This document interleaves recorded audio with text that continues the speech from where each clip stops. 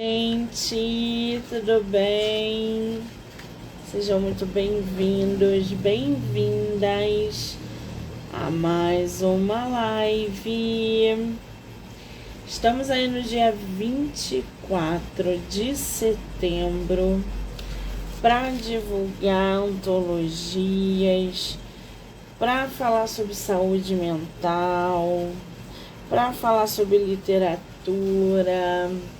Para quem vem acompanhando desde o dia 15, a gente tem recebido muitos autores, muitos psicólogos e batido muito papo, né?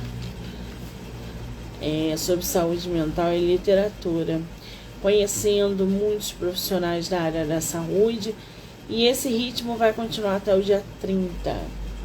Aí depois a gente vai para a Flip, fazer bagunça na Flip e volta para mais uma temporada de bate-papo aqui no canal.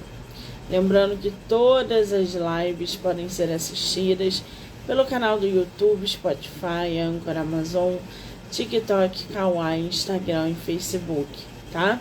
Então já se inscreve no canal do YouTube do Livro Não Me Livro, ou me siga aqui no @MoniqueMM18.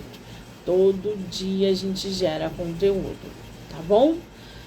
Muito bem, vamos ver cadê a nossa convidada.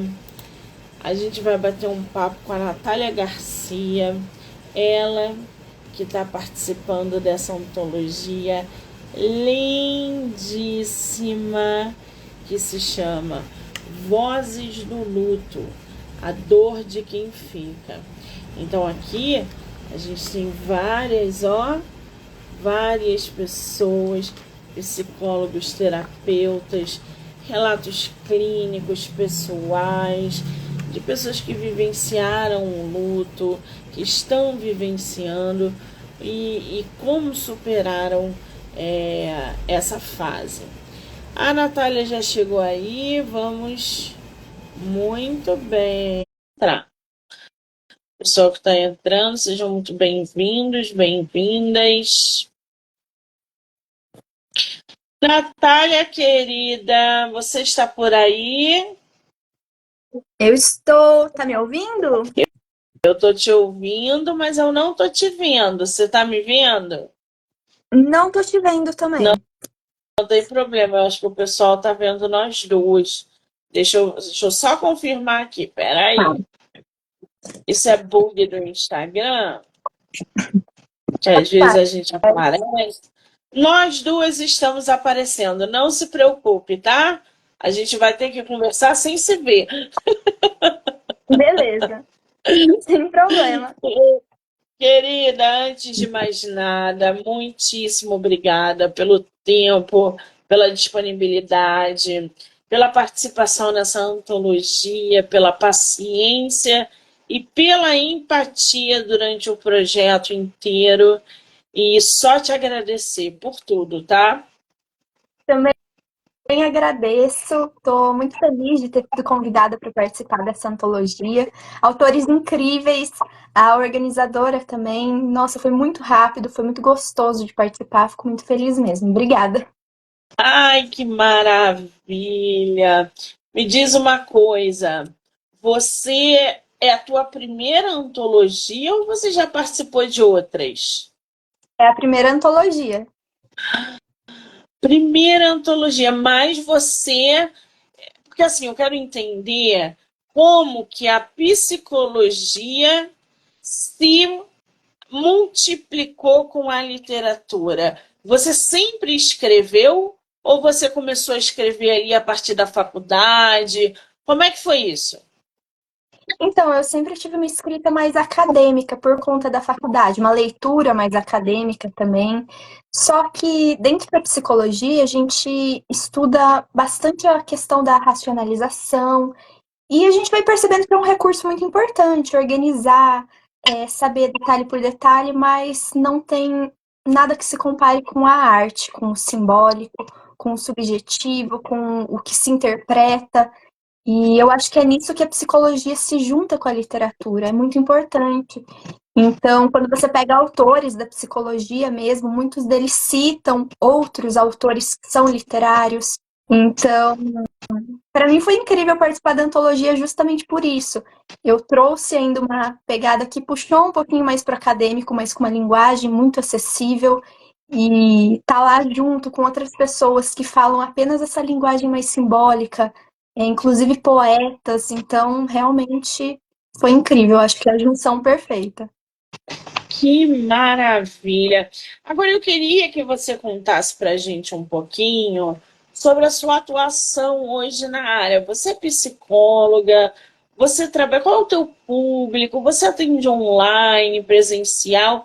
Como é que funciona a tua agenda? Conta para a gente um pouquinho. Claro, eu sou psicóloga formada há um ano e meio.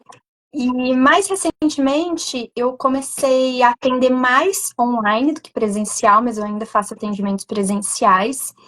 E comecei sem um nicho definido, já tive contatos variados na psicologia, até que eu fui me interessando por essa questão de sintomas depressivos, não é nem a depressão em si, sintomas depressivos, o que inclui o transtorno, o que inclui a tristeza, inclui o tédio, inclui situações de luto, como essa.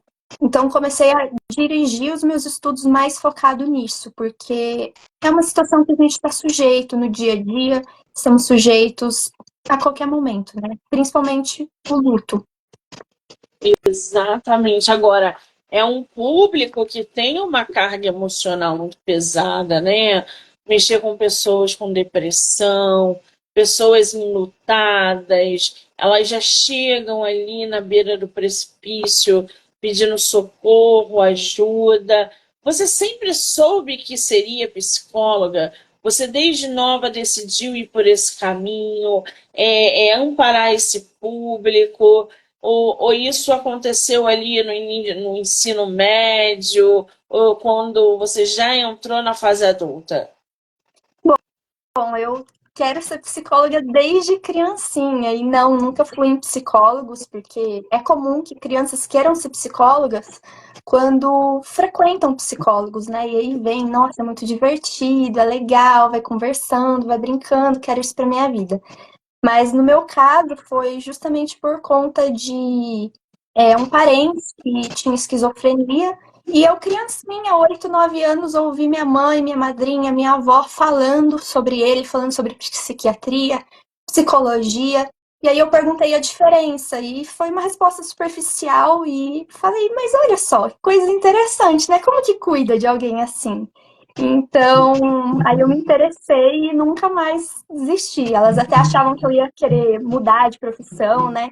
Porque vai virando adolescente, jovem adulto, vai mudando, mas eu nunca mudei, sempre foi meu sonho mesmo. Inclusive, é muito bacana eu estar aqui agora formada, falando sobre isso com você. Ai, que delícia! E com a primeira antologia, gente, falando Sim. sobre luto. O livro já chegou para você?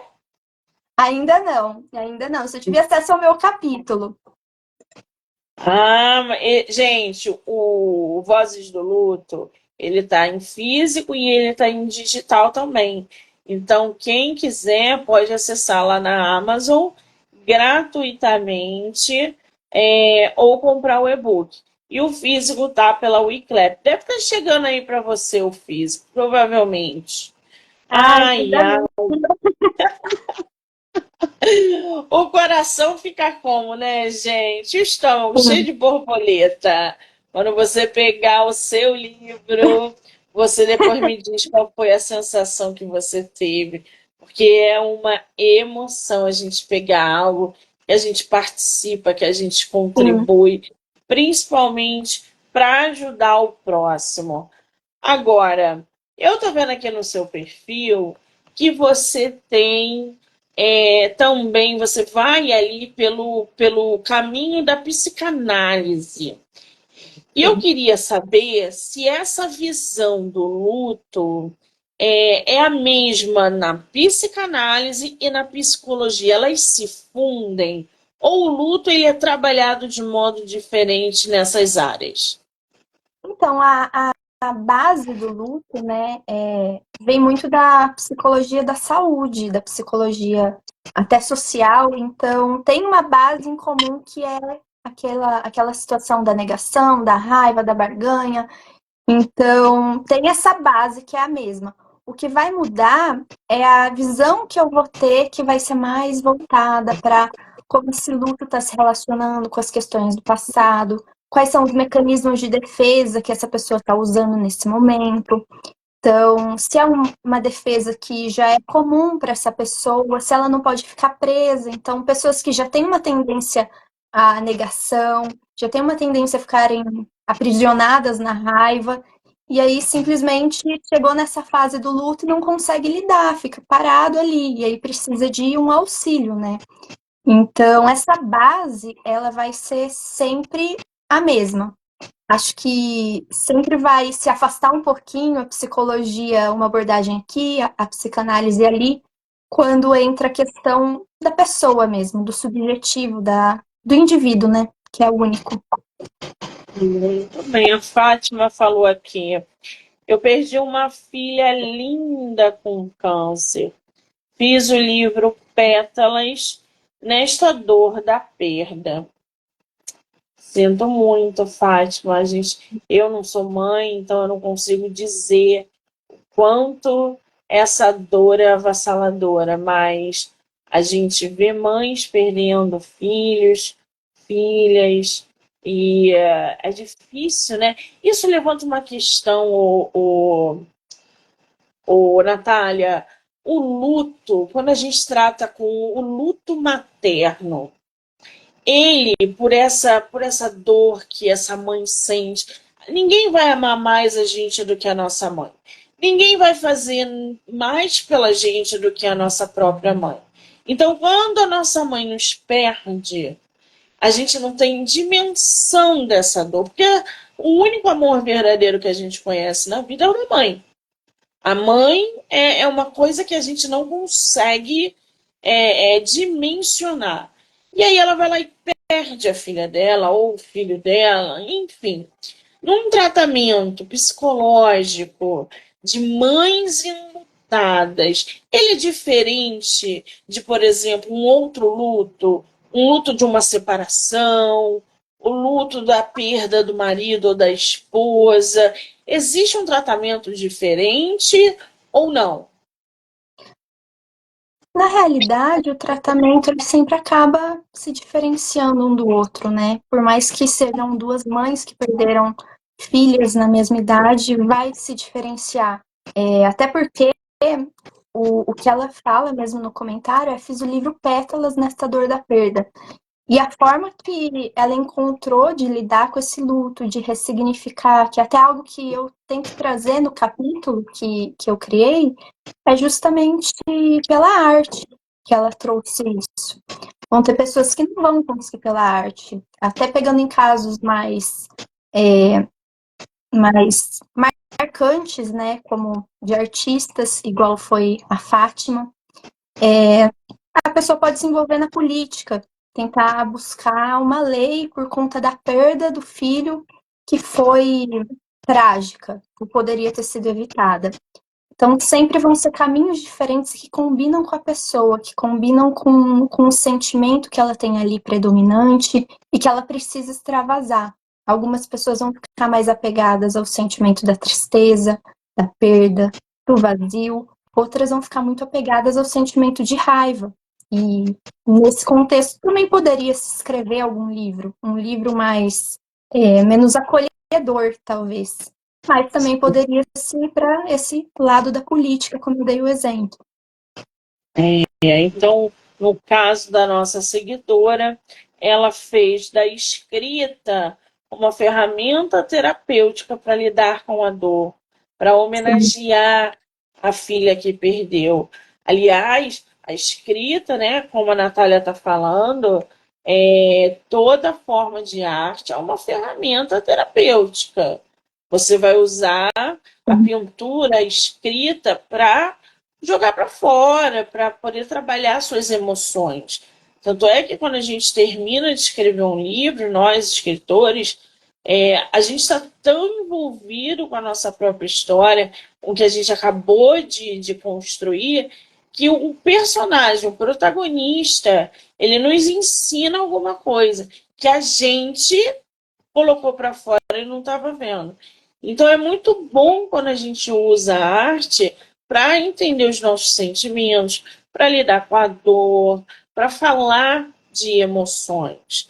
E Vozes do Luto é praticamente isso. São várias pessoas, mães que perderam filhos, pessoas que perderam os pais. Aqui a gente tem relatos lindíssimos, não só pessoais, mas também clínico. Então a gente vê os dois lados da moeda. Ô, Natália, o que você trouxe no seu texto para os leitores? O que eles vão encontrar na tua narrativa? Eu foquei em duas questões principais. Então, o luto como sendo além do físico, né? Então, você pode perder alguém em vida. A pessoa tá ali, mas ela não tá simbolizando o que você gostaria que ela simbolizasse, não tá representando o papel que ela deveria representar para você. Ela sumiu. Então, é um luto que se estende. O luto sempre é simbólico. É que quando a gente fala de luto, a gente imagina essa questão física, que é a mais dramática, né? A mais. Nunca mais vou ver a pessoa. A pessoa em carne e osso não vai mais estar aqui. Mas o luto se estende para além disso. E na primeira parte eu tentei trazer essa questão. E na segunda parte, como a gente vai estar conversando com profissionais da área da saúde, artistas, escritores, como é o caso da Fátima, pessoas que vivenciaram luto e até pessoas que estão vivenciando luto, eu trouxe a importância desse luto existir, a importância dele estar ali. Porque quando a gente está vivenciando, é muito comum que a gente pense, nossa, mas por que comigo? Para quê? Não quero fazer mais nada. Entre em uma. É que sempre vai variar de pessoa para pessoa, mas que entre em uma de não querer aceitar o que está acontecendo, de não querer ressignificar o que está acontecendo. E aí eu tentei trazer essa importância desse luto, porque a partir dessa ressignificação, de enfrentar esse luto, de sofrer, inclusive, de chorar, gritar se precisar, é que você vai conseguir carregar o que foi perdido. Não da forma que você estava acostumado, não enquanto uma pessoa que você abraçava, porque ela não está mais ali em carne e osso, mas você vai carregar de outra forma, como é o caso da Fátima, mais uma vez, que está carregando no livro dela. Eu imagino que cada vez que venda esse livro, que alguém comente desse livro, seja muito marcante para ela. E traga o sentimento bom que talvez ela tinha em alguns momentos com a filha dela. Não da mesma maneira, mas que traga isso. Exatamente. É uma maneira também de manter a memória da filha sempre acesa ali com ela, né? Imagina. É punk. Bom, o luto é um sentimento de tristeza devido a uma perda. E junto com esse intenso sentimento vem uma sensação de vazio pela ausência daquilo que se foi, a falta sentida pelo objeto de amor perdido.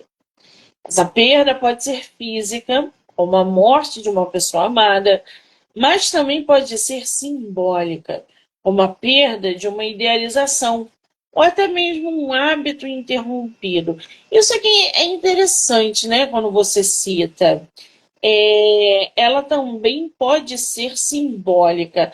Dá exemplo para a gente, Natália, de como essa perda simbólica pode também ser um luto. Você colocou aqui a perda de uma idealização ou um hábito interrompido. Aprofunda isso para a gente, por favor. Claro, na idealização, a gente pode pensar em alguém que a gente sempre quis que fosse melhor para nós. Então, pode ser um namorado, pode ser um pai, uma mãe, mas que não representou o papel da maneira que deveria. Não te amou da maneira que você sentia que deveria e que merecia. E você fica buscando esse amor, até que você se dá conta de que não vai ter. ele morreu, ele nem nasceu, talvez. E é muito dolorido também, porque por mais que a perda física seja mais dramática e dolorida no sentido de você perdeu alguém de fato, alguém que você amava, alguém que te amava, alguém que vivia com você, essa perda simbólica ela é muito difícil de ser elaborada. Então, até pegando como exemplo, você perguntou da perda de mães. Mulheres que estão lá com 3 meses e é uma fase que acontece muito de se perder o bebê, é comum, inclusive, infelizmente. E, depois você tenta de novo, você é jovem, daqui a pouco você engravida e tá tudo bem. Só que você estava imaginando, você estava sonhando com esse bebê. Como tá tudo bem? Você perdeu. Você perdeu o seu filho idealizado. Não nasceu ainda? Não nasceu. Não tinha sexo ainda? Não tinha sexo, mas você já estava sonhando com ele. Já estava pensando no quartinho dele, no rostinho dele, no nome dele. Então, é uma perda idealizada e, nesse caso, também passa pela física. Então, acaba sendo sempre uma mistura. E nessa questão dos hábitos também, que você perguntou, até mesmo pensando em alguém, por exemplo, um parente muito querido, que você, todos os dias, você dá uma volta ali com ele, toma um sorvete, e você é uma criança, tá lá toda feliz, e de repente ele tem que mudar de cidade. E esse parente que quase virou um pai para você, você não vai mais ter a mesma frequência. Então é uma perda muito grande. E é muito dolorida porque as pessoas não autorizam esse sofrimento. É como se, você logo vai acostumar, daqui a pouco ele tá aqui de novo. Mas ele não tá aqui igual antes.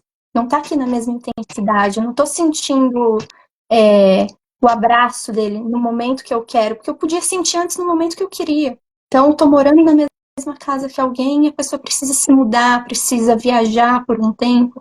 Eu não tô sentindo mais essa pessoa. Por mais que ela ainda esteja viva. Seria mais Nossa, nesse sentido. é o luto em vida, né, gente? É a morte em vida, isso. Que forte. Eu nunca tinha parado para pensar desse lado do luto em vida. Interessante. O luto se trata de uma reação à perda dessas possibilidades não vividas. É a impossibilidade de reparação, de experienciar, de errar e acertar. É essa ausência simbólica. Você colocou um trechinho aqui, ô Natália, ao pai que vive e ao pai que morre. Isso aqui é o quê? É trecho de alguma coisa ou veio de você? Veio de mim, porque muitos casos que eu recebo, muitos casos, estudos de caso mesmo, que não estão nem comigo, muitos. É uma situação muito comum no Brasil, né? O pai abandonar. Felizmente, não é o meu caso, né? Mas é comum. Então, eu me inspirei nessa dor que muitas pessoas passam e que parece que não é autorizado sentir. Porque como você vai sentir falta de alguém que nunca esteve ali? Mas você tinha uma idealização do que é um pai. Então, por mais que ele foi embora quando você nem nasceu ainda, você cresce imaginando que é um pai. E aí você não tem. Então, também nesse trecho, eu também pensei bastante na questão de morte em vida, igual você comentou.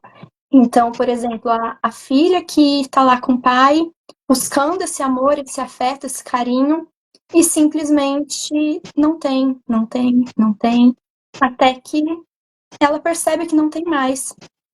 E em específico, se eu não me engano, a última linha, eu também pensei, é uma mistura de sentimentos, né, nesse tipo de escrita. Mas eu também pensei bastante na questão de você tá lá, idealizando, idealizando, falando, não, um dia vem, um dia esse amor que eu tanto sonhei vem, um dia vai acontecer essa relação. Até que a morte física vem. E é como se fosse um término, realmente, de que não vai existir. O que poderia existir, mas nunca existiu, não vai existir. Então, é mais nesse sentido. Essa visão é interessante, né? Ela colocou aqui: ao pai que vive e ao pai que morre, ao pai que um dia foi e ao pai que nunca foi, até que por fim ao pai que nunca será. Forte, né? Sim. Agora, ô Natália, me diz uma coisa. Quando uma pessoa perde um ente querido, né, e passa por começa então esse processo do luto, você acha que procurar ajuda terapêutica no caso do luto é o mais indicado? Você acha que os homens procuram menos do que as mulheres? Você acha que a pessoa enlutada, a última coisa que ela quer é fazer terapia, é entender o que ela está passando? Até porque o luto vem com a culpa, e a gente vai falar um pouquinho disso já já, porque quando a gente perde alguém, a gente entra num caracol imenso de culpa, de e se eu tivesse feito, eu podia ter feito, e por que que eu não fiz? E começa uma coisa enlouquecedora. Você acha que a mulher procura mais ajuda nesse processo? O homem se distancia mais? Como é que você vê o público chegando em consultórios quando se trata de luto? Até porque nem todo mundo gosta de falar sobre a morte. Talvez seja por isso que o luto seja um processo tão difícil de ser vivenciado. Geralmente, quando o luto aparece, pelo menos na minha clínica, são lutos que eram para ter iniciado já ter sido, pelo menos começado a trabalhar, porque cada luto é único e não tem um tempo determinado. Mas são pessoas que às vezes não começaram esse processo ainda, mesmo que a morte faça anos e anos. E o luto fica lá, ele não vai desaparecer, você só não lidou com ele.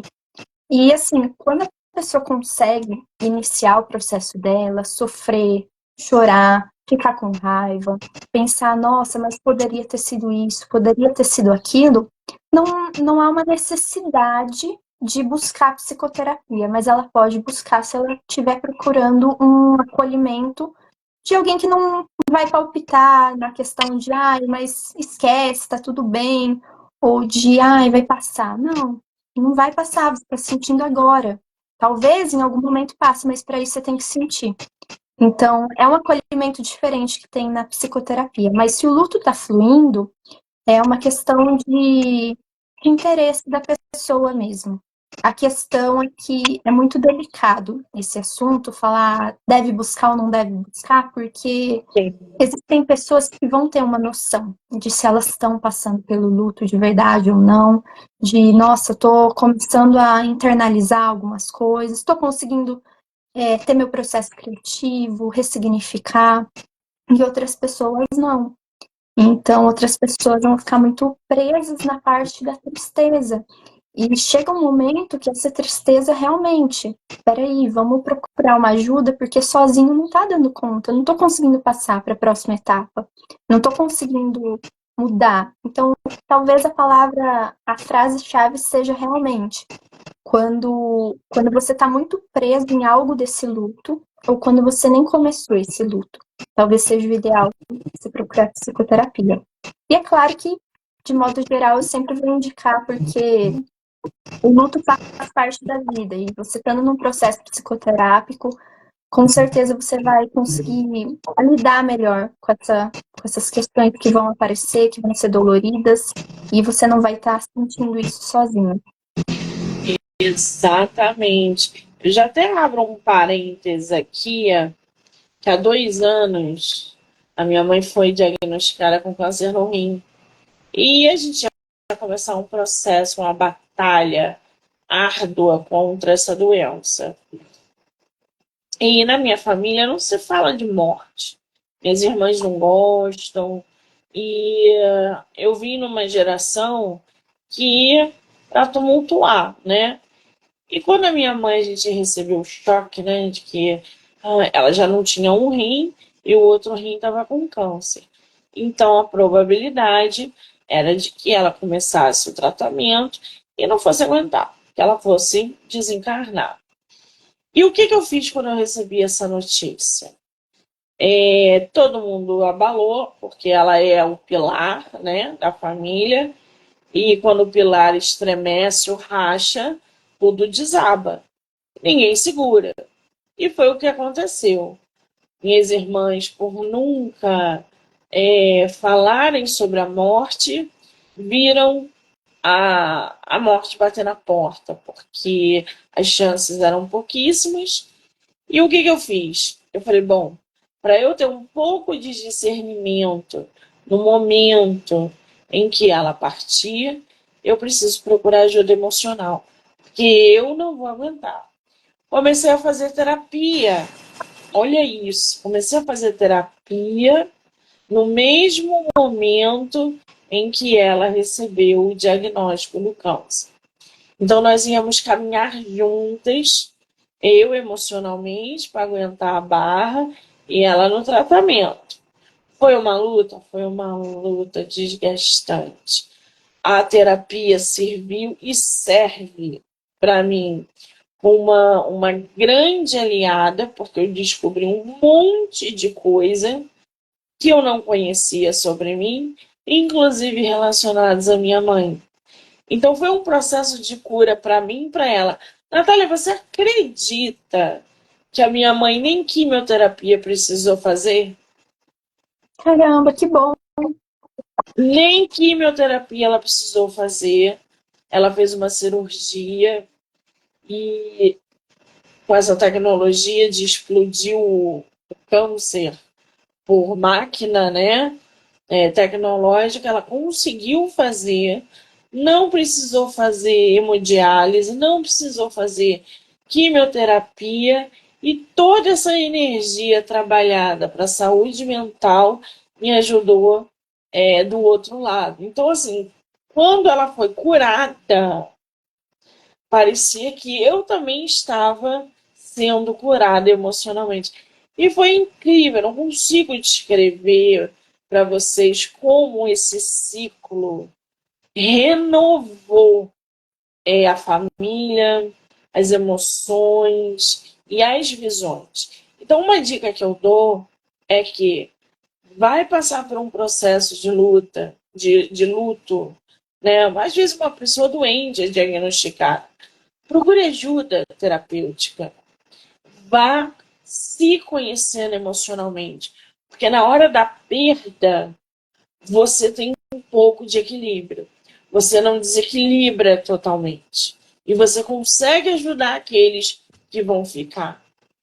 Então eu senti isso na pele, por isso que eu estou passando isso para frente. Acontece com todo mundo? Não. É todo mundo que vai procurar? Não. Mas é uma forma poderosa de você se conhecer e enfrentar o que está lá na frente te esperando. Façam terapia. Protejam-se. Entende? Foi como uma prevenção, Natália, emocional. Que no final das contas ajudou, me ajudou muito e acabou tudo bem. Que bom, né? Sim, eu fico feliz que o processo foi importante para você não passar por esse momento sozinha, né? Porque é o que você falou, ela era o pilar da família, né? Então, para além de uma possível perda da sua mãe, uma mulher que você ama muito, você também estava passando por uma reestruturação na família, né? Que também é outra perda. Então, eu imagino que tenha sido muito difícil, mas eu fico feliz que você passou por isso, ressignificou e tá aí, firme e forte. Exatamente. E tem um negócio no seu. Por que eu tô falando isso tudo? Porque tem um negócio no seu feed que traz justamente, anda juntinho ali com o luto, que é a culpa. Primeira coisa que a gente pensa é: será que eu fui boa filha? Será que eu fiz o suficiente? Será que eu podia ter feito mais? Por que eu não fiz aquilo? Eu, durante o processo terapêutico, eu entrei para lidar com a culpa que eu ia ter que encarar se ela desencarnasse. E foi através desse processo terapêutico, abordando a culpa, que eu conheci um monte de coisa dentro de mim que eu não tinha ideia. E aí as coisas foram se abrindo à minha volta.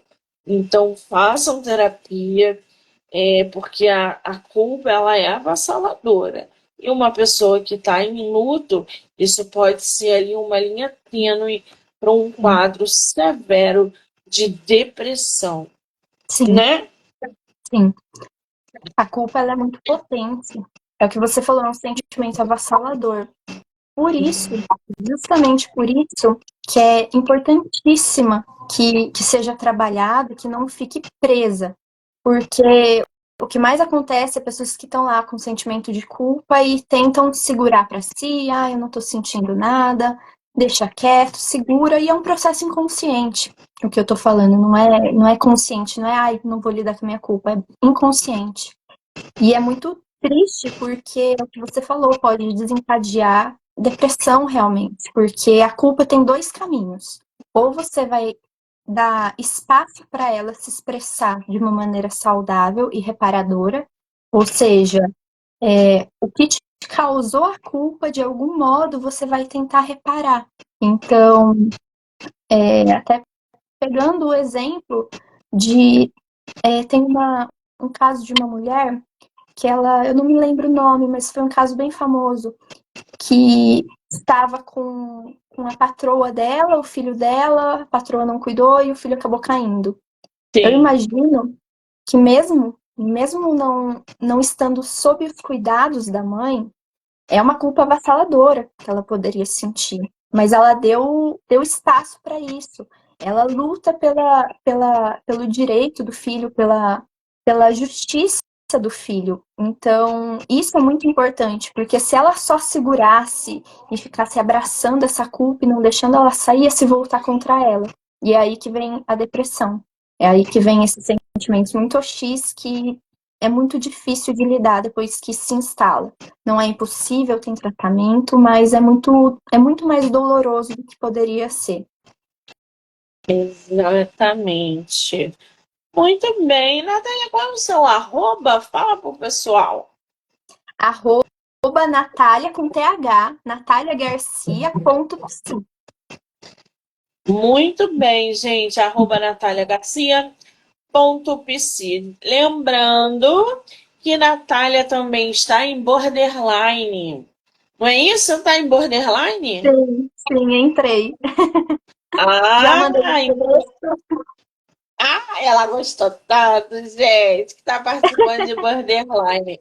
Isso quer dizer que Natália vai estar com a gente mês que vem de novo. Olha que Sim, delícia! agora falando de Ai, outro assunto.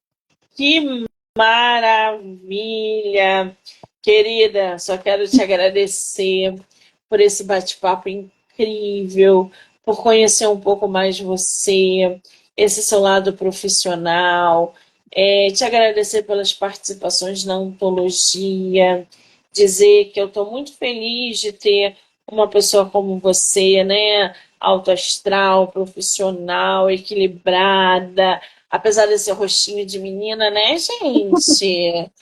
Mas eu estou muito feliz de ter você nos projetos daqui do canal e eu te desejo toda sorte, todo sucesso e que você não pare com essa missão linda que é ajudar o próximo, amparar e escutar. Num mundo onde as pessoas estão enlouquecidas com o barulho, ter alguém para nos escutar é o que faz realmente a diferença. Então, parabéns pelo seu trabalho e volte sempre que você quiser. Obrigada, Ah, tá? obrigada, viu? Eu que te agradeço. Agradeço também todo mundo que participou, que entrou aqui na live, que talvez entre depois. E falar que eu fico à disposição de todos vocês. E agradecer de novo você, Monique. Muito obrigada, viu?